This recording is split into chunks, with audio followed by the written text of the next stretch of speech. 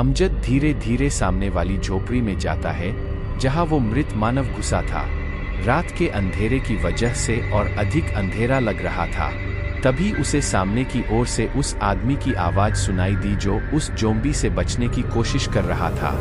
झोपड़ी के पीछे की तरफ से नीलम ने मिट्टी की दीवार को कुल्हाड़ी से तोड़ना शुरू किया। 2-3 बार में वह मिट्टी की दीवार ढह गई। अब आसमान की कुछ रोशनी उस झोपड़ी के अंदर पड़ने लगी जहां उनकी नज़र एक वृद्ध व्यक्ति पर पड़ी जो बहुत ही पतला दुबला था। फिर नीलम ने कुल्हाड़ी अमजद की ओर फेंकी। अमजद ने कुल्हाड़ी पकड़कर ज़ॉम्बी के पीछे की तरफ से वार किया। नीलम और अमजद ने यह सब कुछ इतनी जल्दी किया कि उस मृत मानव को संभलने का मौका ही नहीं मिला। उस ज़ॉम्बी के शरीर से लगातार खून रिस रहा था। इधर वेदांश भी लगभग इनके पास पहुंचने ही वाला था। नीलम उस आदमी को उठाकर बाहर की तरफ ले आई और वहां पड़े बर्तनों से उस ज़ॉम्बी पर वार करने लगी। थोड़ी देर में वेदांश भी इनके पास पहुंच गया। वेदांश ने जब नीलम और अमजद को ज़ॉम्बी से लड़ते हुए देखा तो उसने अपनी रफ्तार तेज कर दी और चक्र निकालकर सीधा उस ज़ॉम्बी के हाथ पर एक जबरदस्त वार किया, जिससे उसका एक हाथ कटकर उसके धड़ से अलग हो गया।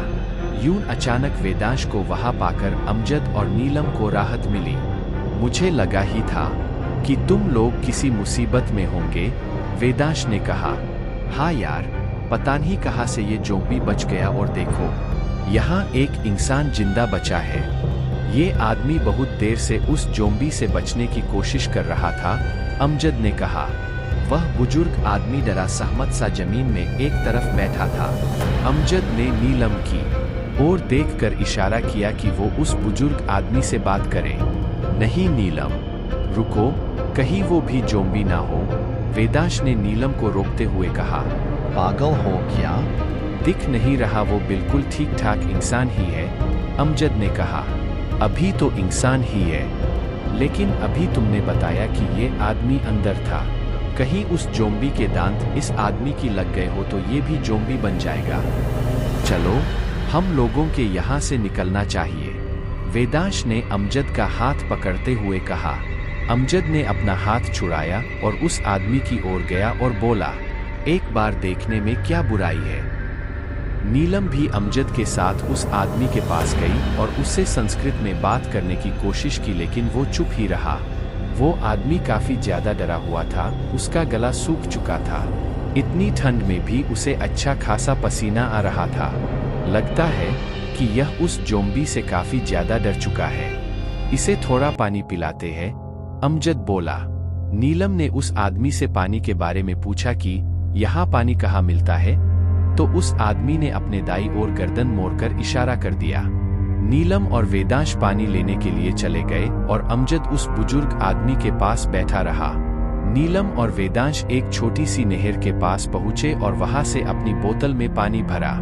जैसे ही वह लोग वापस आने के लिए मुड़े, वैसे ही उस नहर से एक मृत मानव निकला और उसने वेदांश के पैर को जोर से पकड़ लिया। वेदांश लड़खड़ा के गिर पड़ा।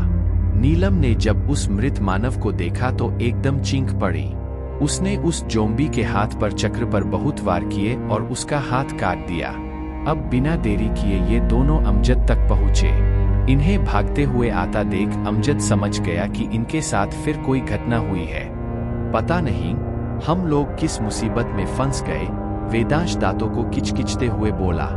नीलम ने उस बुजुर्ग आदमी को पानी पिलाया और उससे पूछा, आप ठीक तो है ना? हाँ, डरा सहमत वह आदमी बोला।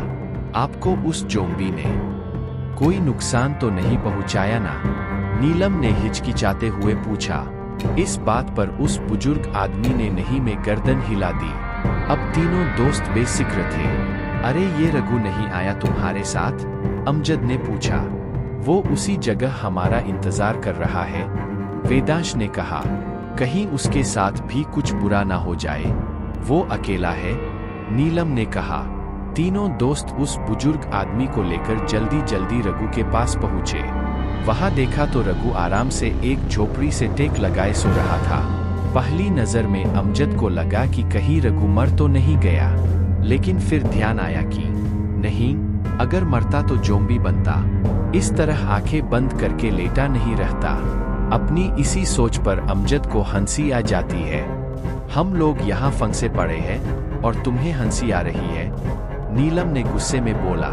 इस बात पर अमजद और जोर से हंसने लगा, जिसकी वजह से रघु की आंख खुल गई। वो एकदम अपने हाथ में चक्र लेकर हड़बड़ाकर बोलने लगा, कौन है, कौन है, आजा, तू नहीं बचेगा।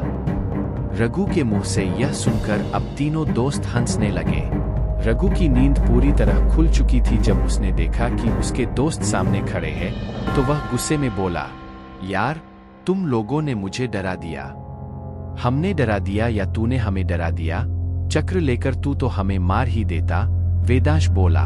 रघु ने नीलम और अमजद से उनके हालचाल जाने और उनके साथ आए इस बुजुर्ग व्यक्ति के बारे में पूछा, जिस पर नीलम ने रघु को सारी व्यथा सुना दी। इसका मतलब हमें अभी और जोम्बी मिल सकते हैं? रघु ने डरते हुए कहा। हाँ बिल्कुल मिल सकते हैं।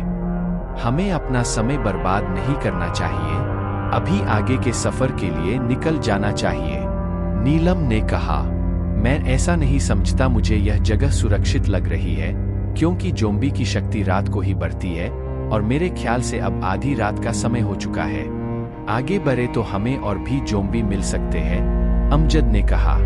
हाँ बात तो तुम्हारी ठीक है अमजद, चलो एक काम करते हैं, आज रात इस झोपड़ी के अंदर गुजार लेते हैं और सुबह होते ही उस शैतानी किले की तरफ निकल पड़ेंगे। वेदांश ने अमजद की बात पर सहमति जताते हुए कहा। वे लोग झोपड़ी में चले गए। उस बुजुर्ग आदमी ने झोपड़ी को पूरी तरह बंद करने को कहा क्योंकि इन लोगों के जिंदा शरीर की खुशबू इनकी मौत का सबब बन जाती, इसीलिए इन्होंने झोपड़ी को चारों तरफ से अच्छी तरह बंद कर लिया और खिड़की में एक मोखला ही खुला रहने दिया ताकि इनके सांस लेने में दिक्कत ना हो। इन लोगों को टेंशन से नींद भी नहीं आ रही थी, लेकिन आराम था कि यहाँ उन जोम्बी से सुरक्षित है। क्रमशः अगला भाग जल्द ही प्रकाशित होगा।